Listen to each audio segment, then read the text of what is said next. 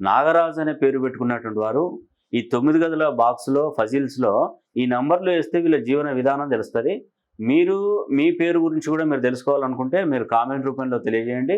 అదేవిధంగా నాగరాజు అనేటువంటి పేరు పెట్టుకున్నటువంటి వారికి దయచేసి మీ గ్రూప్లో ఈ విషయాన్ని షేర్ చేయండి.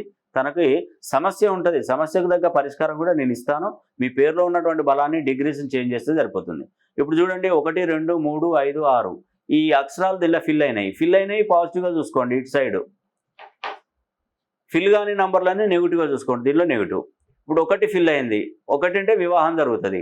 2 ఫిల్ అయింది, సంతానం ఉంటుంది. 3 ఫిల్ అయింది, రిలేషన్షిప్ బాగా మెయింటైన్ చేస్తాడు. 5 ఫిల్ అయింది, సొంత గృహ నిర్మాణం ఉంటుంది. 6 ఫిల్ అయింది, చదువుకుంటాడు.